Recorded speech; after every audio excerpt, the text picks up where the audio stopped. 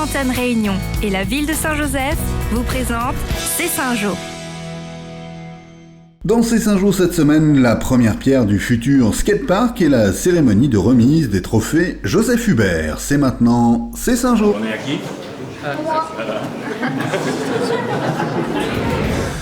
Depuis le démantèlement du skatepark pour raison de sécurité à Greg, un manque se faisait sentir chez les pratiquants de sport de glisse. Eh bien, bonne nouvelle, ils pourront à nouveau s'adonner à leur passion en contrebas de la piscine. Aude Garlotet, présidente de Rider Pays, a reçu la nouvelle avec beaucoup de satisfaction. C'est plus que formidable parce qu'en plus c'est sécurisé, on est là, comme expliquait monsieur le maire, on va avoir vraiment, ils vont pouvoir rider vraiment sur des modules qui sont intéressants et qui ne sont pas dangereux non plus. En plus du skatepark, une aire de street workout sera aménagée. De jeunes pratiquants nous expliquent de quoi il s'agit. Le street workout, c'est un peu comme la musculation, mais pas vraiment. C'est un sport axé un peu sur la gymnastique et sur les figures de force. Si le projet a mis un peu de temps à voir le jour, c'est qu'il a été le fruit d'une large concertation. Sylvain Waro. On a eu des demandes des jeunes bakers, comme on les appelle, qui au début étaient sur les terrains un peu partout et qui nous ont demandé de faire une véritable aire de street workout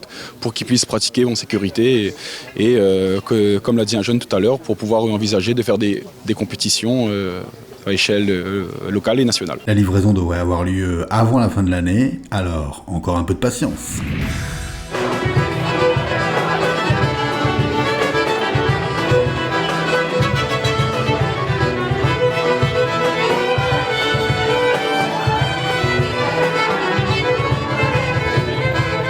Chaque année, la Saint-Jo est l'occasion de décerner les trophées Joseph Hubert et cette année encore, la tâche du jury n'a pas été simple. Tous les projets présentés étaient intéressants, dotés de 1 250 € pour les écoles, à 5 000 € pour les lycéens et particuliers.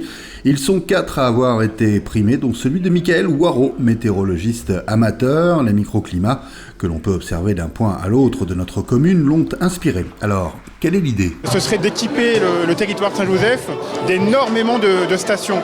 C'est-à-dire d'avoir des stations, soyons fous, mais dans tous les villages de Saint-Joseph, pour pouvoir étudier les microclimats de chaque village et de faire des comparaisons. Et évidemment, avec tout le volet pédagogique derrière, parce que chaque école pourrait étudier les données, comparer avec les autres écoles.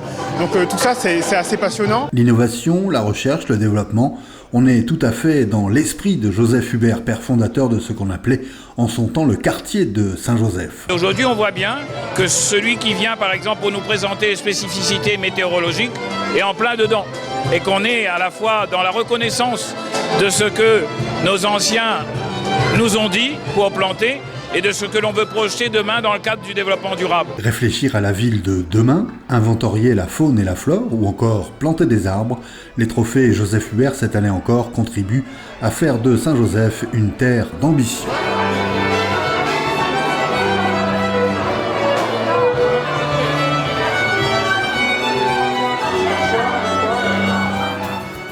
Les amateurs de trail ont rendez-vous le samedi 7 avril avec le désormais célèbre trail des deux rivières, celle de Langevin et celle des Remparts. 62 km au total, avec 2 formules, une individuelle ou en duo. Vous avez jusqu'au 29 mars pour vous inscrire sur le site sportpro.re.